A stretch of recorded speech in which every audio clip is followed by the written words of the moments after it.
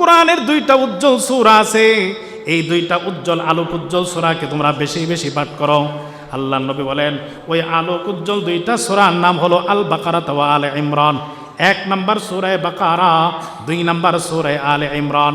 এই আলোকিত উজ্জ্বল দুইটা সূরা তোমরা বেশি বেশি পাঠ করো। আল্লাহর নবী বলেন যে মানুষ এই সূরা বাকারা আর সূরা আলে ইমরান বেশি বেশি পাঠ করবে, ফাইন্নাহুমা তাতিয়ানি ইয়াউমাল কিয়ামাতি কান্নাহুমা গামামাতানি আও গায়ায়াতান আও ফিরকানি মিন তায়রিন সাওয়াফ। নবীজি বলেন সূরা বাকারা সূরা আলে ইমরান যেই বান্দা বা বান্দি নিয়মিত তেলাওয়াত করবে, হাসরের ময়দানে এই আলোক উজ্জ্বল দুইটা সূরা ওই ব্যক্তির মাথার উপর মেঘমালার মতো ছেয়ে যাবে, বসে যাবে। আও ফিরকানি মিন তায়রিন সাওয়াফ, অথবা আল্লাহর নবী বলেছেন এই দুইটা সূরা কিয়ামতের ময়দানে তেলাওয়াতকারীর মাথার উপর ডানাওয়ালা পাখির জাকের মতো দাঁড়ায়া যাবে। শুধু দাঁড়ায়া ছায়া দিবে এমনটা না, তাহুজ্জানি আনা সাবিহিমা, দুনিয়াতে যেই মানুষটাই সূরাগুলো তেলাওয়াত করবে হাসরের ময়দানে কিয়ামতে শুধু ছায়া দিবে তা না, এই দুইটা সূরা আল্লাহর আদালতে এই ব্যক্তির পক্ষে ওকালতি করে তাকে জান্নাতে পৌঁছে দিবে। এরপর আল্লাহ পাকের পয়গম্বর বলেন ইকরা সূরাতুল বাকারা, উম্মত সূরা বাকারা বিশেষভাবে বেশি বেশি তোমরা তেলাওয়াত করবা। ফাইন্না আখযাহা বারাকা, সূরা বাকারা শিক্ষা করা তেলাওয়াত করা বরকতের কারণ। ওয়া তারকাহা হাসরাতুন, আর সূরা বাকারা পাঠ না করা সূরা বাকারা থেকে বঞ্চিত হওয়া, বরকত থেকে বঞ্চিতর কারণ, আফসোসের কারণ। এরপর আল্লাহ পাকের পয়গম্বর বলেন ওয়ালা ইস্তাতিউ আহাল বাতালা, যে ঘরের ভিতরে নিয়মিত সূরা বাকারার তেলাওয়াত হবে ওই ঘরের মানুষের উপর জাদু টুনা কোনো ক্রিয়া করবে না। রাসূল বলেন যে ঘরে সূরা বাকারা পাঠ হবে ওই ঘরের মানুষকে কেউ জাদু করতে পারবে না, মন্ত্র দিয়ে ক্ষতি করতে পারবে না, তাবিজ কবজ দিয়ে কোনো ক্ষতি করতে পারবে না। আমরা তো অসুস্থ হইলে কবিরাজের কাছে দৌড়াই, তাবিজের জন্য দৌড়াই, জার ফুকের জন্য দৌড়াই। অসুস্থ হয়ে দৌড়ানোর আগে রাসূল বলেন তুমি তোমার ঘরে সূরা বাকারার তেলাওয়াত চালু করে দাও। তুমি একাই পড়ো, পরিবারের সদস্যরা সবাই মিলে হলেও একবার পড়ো। একদিনে পুরাটা খতম করতে না পারলে অর্ধেক হলেও পড়ো, আংশিক হলেও সূরা বাকারা নিয়মিত তোমার ঘরে পাঠ করো। যদি সূরা বাকারার তেলাওয়াত চালু থাকে কবিরাজের কাছে দৌড়াইতে হবে না, পানি পড়ার জন্য হুজুরের কাছেও যাইতে হবে না, জাদু টুনা জিন পড়ি কোনো ক্ষতি করতে পারবে না। এই কোরআন দিয়ে সব কিছু সম্ভব। এই কোরআন দিয়ে তো সাপের বিষকে পানি বানায় ফেলছে সাহাবায়ে কেরাম। সেই হাদিস অনেক লম্বা, সেটা বললে অন্যদিকে চলে যাবে। বুখারীর হাদিস, হাদিসে লাদিক বলে সাপে কাটা রুগীকে সূরা ফাতিহা 7 বার পড়িয়া আবু সাঈদ খুদরি ফু দিছে, সাপের বিষ পানি হয়ে গেছে, রুগী সুস্থ হয়ে দাঁড়ায় গেছে। আমি আপনি পারি না কেন? আমাদের মুখটা না পাক। এই জবান সারাক্ষণ গুনার ভিতরে ডুবে থাকে, এই জন্য আমি আপনি পড়লেও ক্রিয়া হয় না। এই জন্য গুনাহ সারি, কোরআনকে আপন করি। আমার দুনিয়া আখেরাতের সব কিছু সমাধান এই কোরআনের মাধ্যমে সম্ভব। কোরআন, তাহলে এই হাদিস মুসলিম শরীফের হাদিস দ্বারা জানতে পারলাম কোরআনের সাথে যে প্রেম গড়বে, সম্পর্ক লাগাবে, হাসরের ময়দানে এই কোরআন তাকে সুপারিশ করে আল্লাহর জান্নাতে নিয়ে যাবে। যেই মানুষটা কোরআন পাঠে দক্ষতার সাথে ভালোভাবে যেই ব্যক্তি কোরআন পড়তে পারে, এই মানুষটা কিয়ামতে হাসরের ময়দানে আল্লাহ তাআলার নৈকট্য প্রাপ্ত লেখক ফেরেশতাদের সঙ্গী হয়ে যাবে। ফেরেশতার কোনো গুনাহ আছে? ফেরেশতার কোনো গুনাহ আছে? নিষ্পাপ মাসুম যে সহিভাবে দক্ষতার সাথে কোরআন পাঠ করবে ওই আল্লাহ তাআলার নৈকট্য প্রাপ্তের ফেরেশতাদের সঙ্গী হয়ে যাবে। হাদিসের এই অংশটুকু শুই না, সাধারণ মানুষ যারা কোরআন খুব ভালোভাবে পড়তে জানে না তাদের মনে একটু কষ্ট লাগতে পারে। যারা ভালো পড়তে জানে তারা ফেরেশতাদের সঙ্গী হয়ে যাবে। আমরা যে চেষ্টা করেও পারি না, আমরা কি বঞ্চিত? এজন্য নবীজি বলেন ওয়াল্লাযী ইয়াকরাউল কুরআন ওয়া ইয়াতাতাউ ফীহি ওয়া হুয়া আলাইহি শাক। নবীজি বলেন যেই মানুষটা কোরআন পড়ে আটকে আটকে পড়ে, ঠেকা ঠেকা পড়ে, হুয়া আলাইহি শাক, তার জন্য পড়াটা কষ্টকর, কষ্ট করেও আটকে আটকে সে পড়ার চেষ্টা করে, হাল ছাড়ে না, ধরে রাখে, নবীজি বলেন লাহু আজরান, আল্লাহ তাআলা তাকে ডাবল পুরস্কার দিবে। তাহলে যে পারে না, আটকে আটকে পড়ে, সে বঞ্চিত হইল না বেশি লাভবান? তাহলে এই হাদিস থেকে জানতে পারলাম কোরআনের সাথে যার সম্পর্ক লাগবে সে আল্লাহর নৈকট্যপ্রাপ্ত ফেরেশতাদের সঙ্গী হয়ে যাবে মরণের পরে। কিন্তু অন্য হাদিস প্রমাণ করে মরণের পরে না। যেই মানুষটা ভালোভাবে কোরআন পড়তে জানে, যেই মানুষটা আল্লাহর মহাব্বত কোরআনের প্রতি ভালোবাসা নিয়ে কোরআনের তেলাওয়াত করে, মরণের পরে না, দুনিয়াতে বান্দা যখন কোরআন পড়ে আসমান থেকে নূরের তৈরি ফেরেশতারা তার সঙ্গ দেওয়ার জন্য, কোরআন শোনার জন্য জমিনে নেমে আসে। মুসলিম শরীফের 696 নম্বর হাদিস, অনেক লম্বা হাদিস। এদিকে মনোযোগ দিই। عن أبي سعيد الخدري رضي الله تعالى عنه قال أن أسيد بن حزير رضي الله تعالى عنه قال বিখ্যাত সাহাবী আবু সাঈদ খুদরি রাদিয়াল্লাহু তাআলা আনহু বলেন, হযরত উসাইদ ইবনে হুযাইর আরেকজন সাহাবী, তিনি বলেছেন, বাইনামা হুয়া ইয়াকরাউ মিনাল লাইলি সূরাতাল বাকারা। হযরত উসাইদ ইবনে হুযাইর কোনো এক রাতে কোরআনুল কারীমের সূরাতুল বাকারা তিলাওয়াত করতেছিলেন। ওয়া ফারাসুহু মারবুতাতুন ইনদা, যেখানে তিনি তেলাওয়াত করতেছেন তার পাশেই ঘোড়াটা বাঁধা ছিল। ঘোড়া রাখার যে ঘর, আস্তাবল, সেখানে ঘোড়া বাঁধা। পাশেই হযরত উসাইদ ইবনে হুযাইর তিনি বসে বসে বা দাঁড়িয়ে কোরআনে তেলাওয়াত করতেছেন। হযরত উসাইদ বলেন, আমি যখন তেলাওয়াত শুরু করলাম, ইদ জালাতিল ফারাস, আমি তাকায় দেখি আমার ঘোড়াটা লাফাইতে শুরু করছে, ছটফট শুরু করে দিয়েছে। ফাসাকাতা ফাসাকানাত, হযরত উসাইদ ঘোড়ার লাফানোর কারণে তেলাওয়াত বন্ধ করে দিলেন, ঘোড়ার লাফানো বন্ধ হয়ে গেল।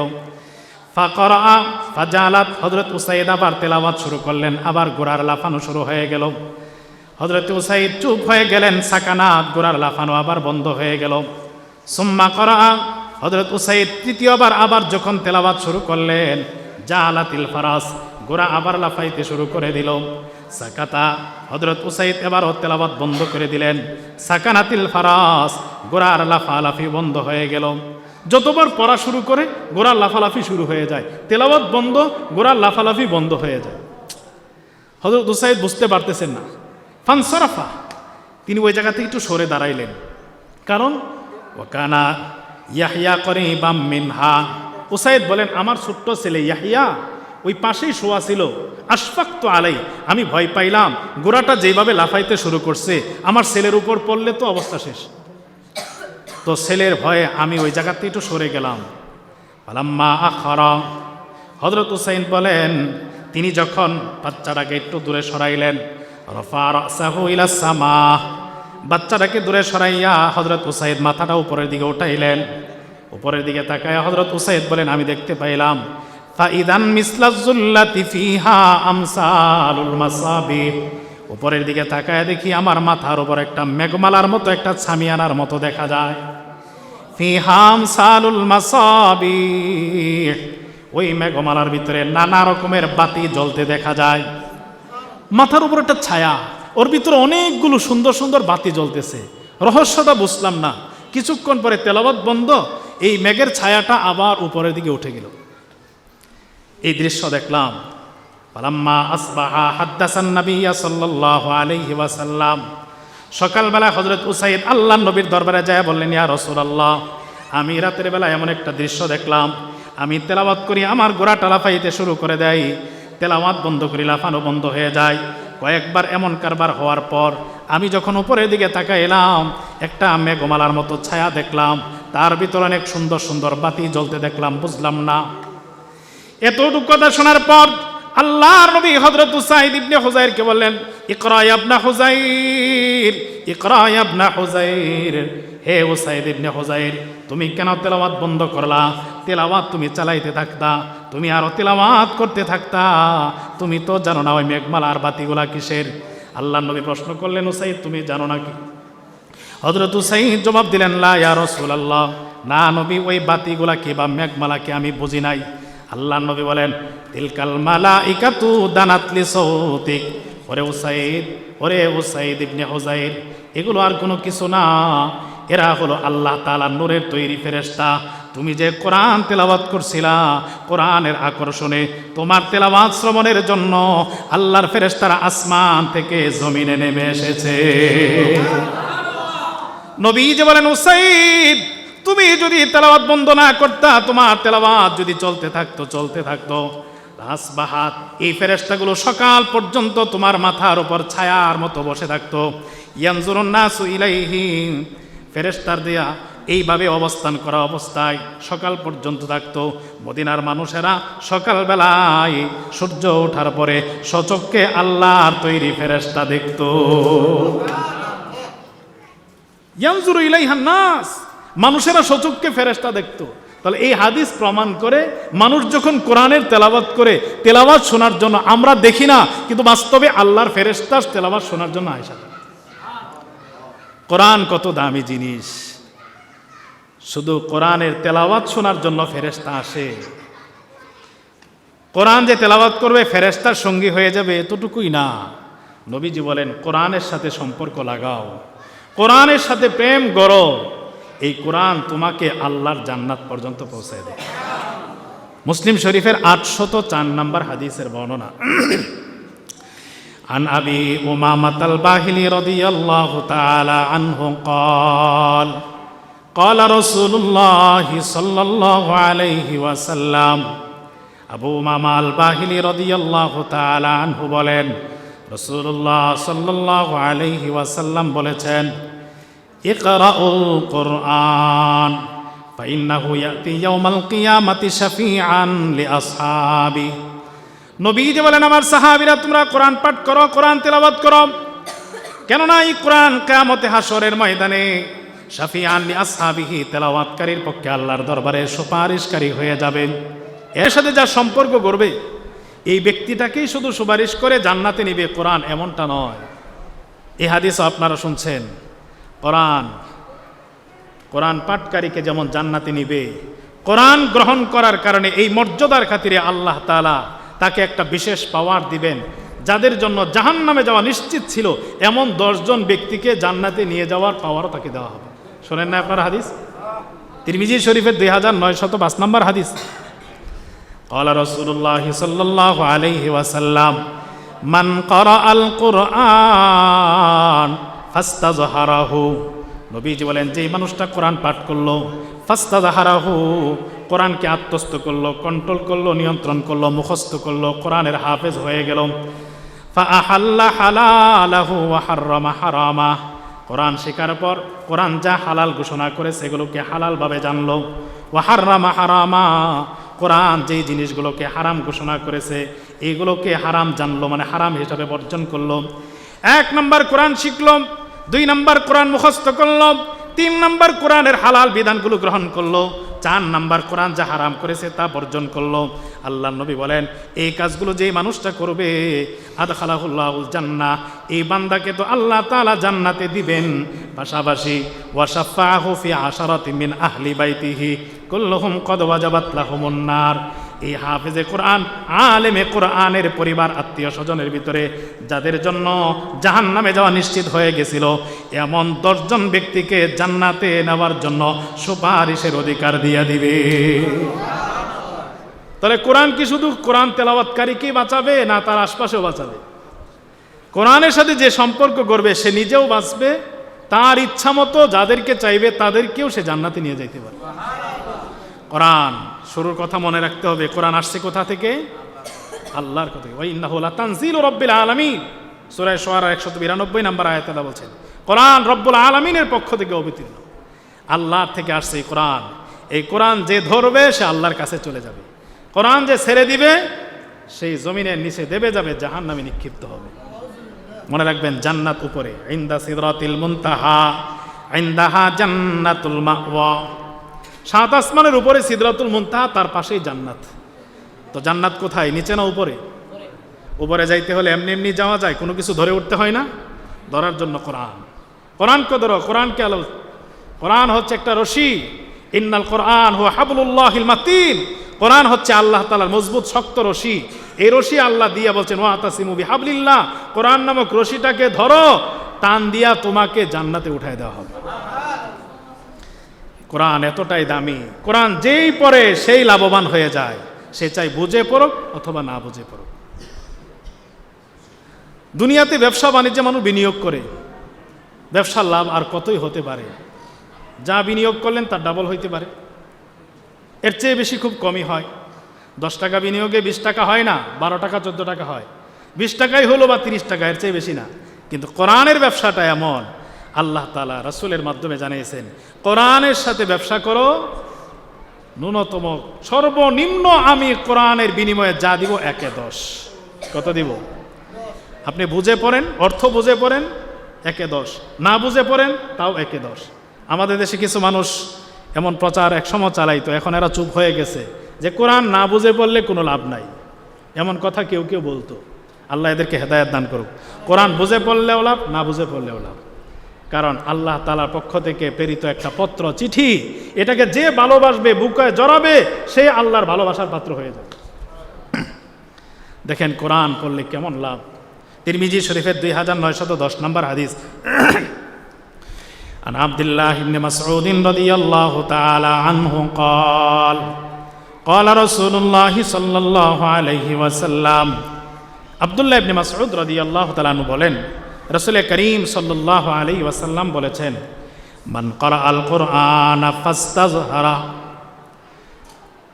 নবীজি বলেন, মান ক্বারাআল কুরআন, যে কোরআন পাঠ করবে, এখানে বোঝা না বোঝার কোনো শর্ত নাই, যেই কোরআন পড়বে, মান ক্বারাআল কুরআন ফালাহু বিহি হাসানা, যেই কোরআন পড়বে, হারফাম মিন কিতাবিল্লাহ, একটা অক্ষর যদি কেউ পড়ে, মান ক্বারাআ হারফাম মিন কিতাবিল্লাহি ফালাহু বিহি হাসানা ওয়াল হাসানাতু বিআশরি আমসালিহা, যে কোরআনের একটা অক্ষর পাঠ করবে তাকে একটা হাসানা দেওয়া হবে। হাসানা মানে বিআশরি আমসালিহা, 10 গুণ বাড়াইয়া 10টা নেকি দেওয়া হবে।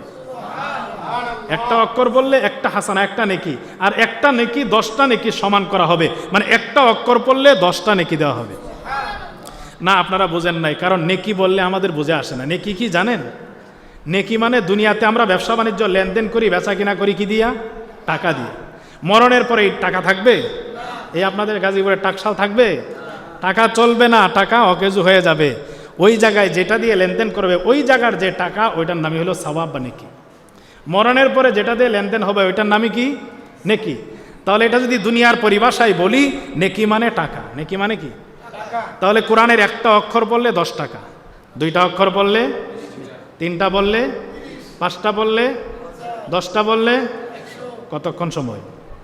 আপনি 100 টাকার কাজ করেন, ঘামে ভিজে যাবেন, কারণ এখানে আপনার 1 মিনিট সময় লাগতেছে না, মাত্র 10 সেকেন্ডে আপনি 100 টাকা কামাই করতে পারেন। 10টা অক্ষর পড়তে 10 সেকেন্ড, তাও লাগে না, আরো কম। আপনি 2-4 মিনিট সময় দিলে কয়েক হাজার টাকার মালিক হয়ে যেতে পারেন। আপনি 1 ঘন্টা সময় দিলে কোটি টাকার মালিক হয়ে যাবেন। হওয়া সম্ভব কি না? হ্যাঁ, আপনি বুঝে পড়লেও পাবেন, না বুঝে পড়লেও পাবেন। এই জন্য নবীজি পরে এটা স্পষ্ট করেছেন। নবীজি বলেন, লা আকুলু আলিফ লাম মিম হারফুন। নবীজি বলেন যে সূরা বাকারা শুরুতে যে লেখা আলিফ লাম মিম, এই এক শ্বাসে যে তুমি পড়লা, আমি নবী বলি নাই যে পুরাটা মিলে একটা অক্ষর, পুরাটা পড়লে তুমি একটা অক্ষর পড়লার 10 নেকি পাইলা, এ কথা আমি বলি নাই। বরং নবীজি বলেন, লাকিন আলিফুন হারফুন লামুন হারফুন মিমুন হারফুন। এই যে আলিফ লাম মিম পড়লা, এটা আমাদের 3টা অক্ষর, আলিফ ভিন্ন, লাম ভিন্ন, মিম ভিন্ন, 3টা অক্ষর পড়া হয়ে গেল। সময় কতটুকু? আলিফ লাম মিম বলতে কতক্ষণ? 1 সেকেন্ড বা 2 সেকেন্ড সময় হলেই হয়ে যায়। যদি লম্বাটা না করি, শুধু সংক্ষেপে বললে আলিফ লাম মিম, 1-2 সেকেন্ডে হয়ে গেল। নবীজি বলে, এই 2 সেকেন্ডের আমলে তুমি 30 টাকার মালিক হয়ে গেল। আচ্ছা, এখানে বোঝার বিষয় হলো আলিফ লাম মিম। দুনিয়ার আজকে অনেক বড় বড় হুজুররা আসবে না, অনেক বড় মুফাসসির আব্দুল বাসেত খান সাহেব, ওনারাও যদি জিজ্ঞাসা করেন, উনি বলবে আলিফ লাম মিমের অর্থ জানি না। পৃথিবীর শ্রেষ্ঠ মুফাসসির, রইসুল মুফাসসির, এই উম্মতের সবচেয়ে বড় তাফসির কারক আব্দুল্লাহ ইবনে আব্বাস, তিনিও জানে না, দুনিয়ার কেউ জানে না এর অর্থ। আলিফ লাম মিম, হা মিম, ইয়াসিন, এই জাতীয় সূরা শুরুতে যে বিক্ষিপ্ত অক্ষরগুলো হরফে মুকাত্তাআত বলে, এগুলোর অর্থ দুনিয়ার কোনো মানুষ জানে না, জানে শুধু আল্লাহ তার রাসূল, কেউ জানে না। তারপরে নবীজি বলছেন, এটা পড়লেও তোমার নেকি। তাহলে না বুঝে পড়লে নেকি আছে না নাই? তাহলে এই ভুল প্রচার কেন করে এক শ্রেণীর মানুষ, যে কোরআন না বুঝে পড়লে কোনো লাভ নাই? আল্লাহ এদেরকে সহি বোঝার তৌফিক দান করে। কোরআন এত দামি, বুঝে পড়লেও লাভ, না বুঝে পড়লেও লাভ। আর কোরআনটাকে যেই মানুষটা সিনার ভিতরে ঢুকায় গেছে, এই যে বাচ্চারা হাফেজ হইতেছে, যারা কোরআন মুখস্থ করে ফেলছে, এদের দাম কত? শুরুর কথা মনে আছে? কোরআন আসছে কোথা থেকে? আল্লাহ থেকে। আল্লাহর কুদরতি দেহের ভিতর থেকে বের হয়ে আসছেন, আল্লাহর কথা আল্লাহর ভিতর থেকে আসছে। এটার সাথে যারই সম্পর্ক হবে তারই দাম বাড়বে। যে নিজের ভিতরে ঢুকায় ফেলবে তার দাম কত বাড়ে? তার সম্পর্ক কার সাথে হয়ে যাবে? এই জন্য যার সিনার ভিতরে কোরআন আছে, কোরআনের এলেম আছে, তাকে সম্মান করলে আল্লাহর সম্মান হয়ে যায়। তাকে সম্মান করলে আল্লাহ তাকে সম্মান করে। আমি কোরআনওয়ালাকে সম্মান করলে আল্লাহ আমাকে সম্মান করবে, আল্লাহ আমাকে মূল্যায়ন করবে, মহাব্বত করবে। আবু দাউদ শরীফের 4843 নম্বর হাদিস, ক্বালা রাসূলুল্লাহ সাল্লাল্লাহু আলাইহি ওয়াসাল্লাম ইন্না মিন ইজলালিল্লাহি তাআলা, নবীজি বলেন আল্লাহ তাআলা সম্মানের প্রতীক কয়েকটা জিনিস আছে।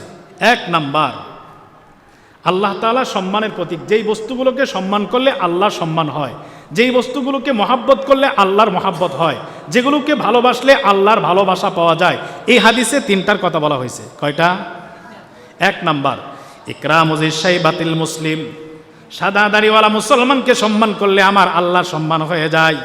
যেই বান্দা সাদা দাড়িওয়ালা মুরব্বীকে সম্মান করবে ওই ব্যক্তিকে আমার আল্লাহ মহাব্বত করবে। আমাদের অনেকে স্বভাব আছে, মুরব্বী দেখলে একটু সুবিধা নেই। যুবকদের ভিতরে অভ্যাস বেশি, মুরব্বী পাইলে, দাদার বয়সী পাইলে তাকে নিয়ে দুষ্টামি ফাজলামি করেন, হয়রানি করে কি করে না? মুরব্বী রাস্তা খোঁজে, নাতি রাস্তাটা কোন দিকে? রাস্তা ডান দিকে, ও দেখায় দেয় বাম দিকে, বুড়া একটু ঘুরে আসুক। বুড়ারে নিয়ে কি করে? মজা করে। না না, এটা উচিত না। রাসূল বলছেন এই বুড়াকে সম্মান করলে আল্লাহর সম্মান হয়, বুড়াকে মর্যাদা দিলে আল্লাহকে মর্যাদা দেওয়া হয়, বুড়াকে ভালোবাসলে আল্লাহ তোমাকে ভালোবাসবে। দুই নাম্বার, নবীজি বলেন হামিলুল কোরআন, যেই বান্দা সিনার ভিতরে কোরআনটা ধারণ করেছে, কোরআনের হাফেজ বা আলেম হয়ে গেছে, এই ব্যক্তিকে সম্মান করলে আমার আল্লাহর সম্মান হয়ে যায়। তিন নাম্বার, নবীজি বলেন ওয়া ইকরামুজি সুলতানিন মুকসিদ, ন্যায় পরায়ণ শাসক, যে বাদশাহ কোরআন দিয়া রাষ্ট্র পরিচালনা করে, কোরআনের ইনসাফ সমাজের ভিতরে প্রতিষ্ঠা করে, এই শাসক, এই বাদশাহকে সম্মান করলে আমার আল্লাহর সম্মান হয়ে যায়। তো তিন ব্যক্তিকে সম্মান দিলে কারে সম্মান দেওয়া হয়? এক নাম্বার সাদা দাড়িওয়ালা মুরব্বী, দুই নাম্বার কোরআনওয়ালা যার সিনার ভিতরে আল্লাহর কোরআন আছে, তিন নাম্বার যে বাদশাহ কোরআন দিয়া রাষ্ট্র পরিচালনা করে, ইনসাফ কায়েম করে। তাহলে কি বুঝলেন? কোরআনওয়ালার দাম কম না বেশি? কোরআনওয়ালাকে দেখতে দেখা যায় ছোট্ট ছোট্ট বাচ্চা, আপনার ছেলের বয়সের, আপনার নাতির বয়সের, কোরআনটা বুকে নিয়া দৌড়াইয়া মাদ্রাসার দিকে যায় না? কিন্তু এর দাম কত? রাস্তা দিয়ে বাচ্চারা দৌড়ায়, ওকে দাম দিলে নবীজি বলছে আল্লাহকে দাম দেওয়া হয়ে যাবে। ওরে সম্মান করলে আল্লাহর ভালোবাসা পাওয়া যাবে, ওর মাধ্যমে তো আপনি জান্নাত কামাইতে পারেন। পারা যায় কি না বলেন? এই জন্য মাদ্রাসার ছাত্র পাইলে কিছু কিছু মানুষের চুলকানি ওঠে, এরা চিৎকারি করে, মস্করা করে, উপহাস করে, সাবধান। এগুলো করে নিজেকে ধ্বংসের দিকে ঠেলে দিবেন না। পারলে তাদের সহযোগিতা করেন, সম্মান করেন, সালাম দেন। দোকানে পারে বসে আছে 5 জন, একটা ছোট বাচ্চা যায়, হ্যাঁ বাচ্চা সালাম দিলে না কেন? কোন মাদ্রাসায় পড়িস? বড় হুজুরে যায়, হ্যাঁ আপনি কি শিখান? আরে ভাই, সালামটা তো দেওয়া উচিত ছিল আপনার, কারণ সম্মান তো তার বেশি। তাকে সালাম দিয়ে সম্মান দেখাইলে তো আপনি আল্লাহর ভালোবাসা পাইতেন, আপনি ওটা চিন্তা করলেন না? ও বাচ্চা তো বুঝে না। আরে মাদ্রাসা ছাত্র একটু কিছু করলেই, হ্যাঁ হুজুররা এটা করলো, মাদ্রাসা ছাত্র। মাদ্রাসায় কি সব ফেরেশতা ভর্তি করে নাকি? যত আকাম কুকামের উস্তাদ ওইগুলো তো মাদ্রাসায় দিয়ে আসেন, ওইটা ঠিক করবো হুজুরে। এখন আপনি আজকে মাদ্রাসায়, কালকে যদি মনে করেন যারা ফেরেশতা হইল না কেন, হ্যাঁ হুজুরে কি পড়ায়, এটা কি ঠিক হবে? এই জন্য ওরা বাচ্চা মানুষ, ওদের বুঝ বুদ্ধি কম আছে, ওরা ভুল করবে, দুষ্টামি করবে, এটাই বাচ্চার স্বভাব। আর বাচ্চাদের জন্য দুষ্টামি এটাই সৌন্দর্য। কিন্তু আপনি তাই মাদ্রাসায় পড়ে বলে সেইটা করলো কেন, এই কথা বলার অধিকার রাখে না। আপনার উচিত তাকে, সে ভুল করলে তাকে বুঝাইয়া দেওয়া, সাধ্যমতো তাকে স্নেহ করা, সম্মান, স্নেহ, মায়া, মমতা করা। অধিকাংশ মাদ্রাসাগুলোতে অসহায় গরিব মানুষের বাচ্চারা, ইয়েতিম বাচ্চারা পড়ে।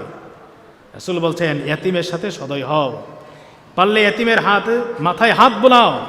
তোমার দিলটাকে যদি নরম করতে চাও, আল্লাহর মারিফত যদি পেতে চাও, ইনসা রাসাল ইয়েতিম, ইয়েতিমের মাথায় হাত বোলাও, তোমার দিল নরম হবে, আল্লাহর মারিফত অর্জন হবে। এই জন্য ইয়েতিমকে ধমক দিব না, গরিবকে ধমক দিব না, মাদ্রাসা ছাত্র বাইলে শুধু ভুল ধরবো না, আমি আগে বাইরা পারলে দাঁড়ায় তাকে সালাম করি, কারণ তাকে সম্মান দিলে কার সম্মান হবে? যারা কোরআন সিনার ভিতরে ঢুকায়, এদের দাম, সম্মান, মর্যাদার ব্যাপারে বলতে গেলে তো অনেক কথা। আর দুই একটা হাদিস শোনাই, শোনেন। কোরআন যার সিনার ভিতরে ঢুকে গেছে তার দাম কত আল্লাহর কাছে। ইবনে মাজাহ 215 নম্বর হাদিসের বর্ণনা, নবীজি বলেন, তোমরা জানো জমিনে সমাজে মানুষের মাঝে বিচরণ করে এমন কিছু মানুষ আছে যারা থাকে দুনিয়ার, কিন্তু এরা সাধারণ না, এরা আল্লাহর পরিবারের সদস্য, এরা আল্লাহর বিশেষ পার্সন, এরা আল্লাহর আস্থাভাজন ব্যক্তির সুপারিশ যেমন বড়রা কবুল করে, এরা দুনিয়াতে থাকা আল্লাহর আস্থাভাজন, এরা যা বলে আল্লাহ তাই মেনে নেয়। এটা কারা জানো?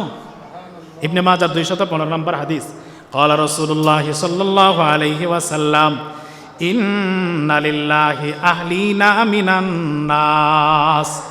নবীজি বলেন, মানুষের মধ্যে আল্লাহর পরিবারের সদস্য এমন কিছু মানুষ আছে। ক্বালু মান হুম ইয়া রাসূলুল্লাহ। সাহাবীরা প্রশ্ন করলেন, নবী ওই মানুষগুলো কারা? জমিনে থেকে যারা আল্লাহর পরিবারের সদস্য, ওই মানুষগুলো কারা? আল্লাহ নবী জবাব দিলেন, আহলুল কোরআন হুম আহলুল্লাহি ওয়া খাসাতুহু। জমিনে যারা কোরআনওয়ালা, সিনার ভিতরে যারা আল্লাহর কোরআন ঢুকাইতে পারছে, এরাই হলো জমিনে থেকে আল্লাহর পরিবারের সদস্য, আল্লাহর বিশেষ আস্থাভাজন। এরা আল্লাহর পরিবারের সদস্য হয়ে যায়। এবার বলেন, যাকে আল্লাহ নিজের পরিবারের সদস্য বলে ঘোষণা দিছে, তাকে জাহান্নামে দিবে? তাকে জাহান্নামে দিবে? নিশ্চিত হওয়া যায় যার সিনায় কোরআন, সে জাহান্নামে যাবে। এটা তো দুনিয়াতে মর্যাদা, আর মরণের পরে হাফেজে কোরআনের কি মর্যাদা দেওয়া হবে? আরেকটা হাদিস বলে হযরত এসে গেছেন, ক্বালা রাসূলুল্লাহ সাল্লাল্লাহু আলাইহি ওয়াসাল্লাম, ইউকালু লিসাহিবিল কুরআন ইকরা ওয়ারতাকি ওয়ারাত্তিল কামা কুনতা তুরাত্তিলু ফিদ দুনিয়া ফাইন্না মানজিলাকা ইনদা আখিরি আয়াতিন তাকরাউহা। নবীজি বলেন, কিয়ামত হাসরের ময়দানে কোরআনওয়ালাকে আল্লাহর পক্ষ থেকে বলা হবে, ওরে কোরআনওয়ালা, তুমি কোরআনের তেলাওয়াত করতে থাকো আর জান্নাতের সিঁড়ি বেয়ে উপরের দিকে উঠতে থাকো। তোমার তেলাওয়াত যেখানে শেষ হবে ওইখানেই হবে জান্নাতে তোমার গন্তব্য। তেলাওয়াত করতে করতে যত উপরে উঠতে পারবা, পুরাটাই তোমার জায়গা, পুরাটাই তোমার দখলে। এমন পাওয়ার দিয়ে দেওয়া হবে। ছোট্ট একটা হাদিস বলি, এখানে একটা প্রশ্নের উত্তর হয়ে যাবে। অনেকেই বলে, হুজুররা করেটা কি? বুঝবেন না কেউ, বোঝার জন্য বলি। আমাদের কিছু ভাই আছে যারা তাবলিগ জামাতে কাজ করে, এরা মনে করে যে আমরাই তো দিন জিন্দা রাখছি, হুজুররা খালি মাদ্রাসায় বসে থাকে, করেটা কি? যারা জিকির আজকারে মজলিস নিয়ে ব্যস্ত, এরা বলে যে আমরাই তো দিন কায়েম করতেছি, আমরাই তো আল্লাহর ইবাদত করতেছি, হুজুররা করে কি? কিন্তু আপনি জিকির করে, আপনি দোয়া করে, তাবলীগ করে, আপনি দৌড়াইয়া যা করেন, হুজুররা এক জায়গায় বসে তার চেয়ে বেশি করে। হ্যাঁ, তিরমিজি শরীফের হাদিস, ক্বালা রাসূলুল্লাহ সাল্লাল্লাহু আলাইহি ওয়াসাল্লাম, মান শাগালাহুল কুরআন আন যিকরি ওয়া মাসআলাতি। আল্লাহর নবী বলেন, যেই বান্দাকে আমার কোরআন জিকির এবং দোয়া থেকে ব্যস্ত রাখে, দোয়া করারও সুযোগ পায় না, জিকির করারও সুযোগ পায় না, দাওয়াত দেওয়ার সুযোগ পায় না, সর্বক্ষণ আল্লাহর কোরআন নিয়ে ব্যস্ত। আল্লাহ পাকের পয়গম্বর বলেন, আমার আল্লাহ ঘোষণা দিয়েছেন, আতাইতুহু আফজালা মা উতিস সাইলিন। অন্য মানুষ আমার কাছে চাইয়া যা পায়, কোরআন তেলাওয়াতকারীকে আমি তার চাইতে বেশি দেই। এরা চাইয়া জানেই, আর যে বসে বসে কোরআন পড়ে আল্লাহ বলে তাকে আমি বেশি দিয়ে থাকি। তাহলে এরা কি আপনার চাইতে ক্ষতিগ্রস্ত না বেশি লাভবান? ওদের সমালোচনা করি কেন? ওদের সহযোগী হই। যাই হোক, সংক্ষিপ্ত সময় হযরতকে বসায় একটু কথা বললাম কোরআন সম্পর্কে, যেহেতু কোরআনে মাদ্রাসার উদ্যোগে আজকের স্থায়ী মাহফিল, কোরআন সম্পর্কে একটা কথা বললাম। কোরআনের আজমত দিলের ভিতরে বসায়, আর কোরআন যারা সিনাই নিচ্ছে তাদের সহযোগী হই। তাদের সহযোগী হইতে পারলেও আশা করা যায় হাসরের ময়দানে তাদের সুপারিশে জান্নাতে যাওয়া নসিব হয়ে যাবে। আল্লাহ তাআলা আমাদের সকলকে আমল করার তৌফিক দান করেন। আমিন। ওয়া আখিরু দাওয়ানা আলহামদুলিল্লাহি রাব্বিল আলামিন।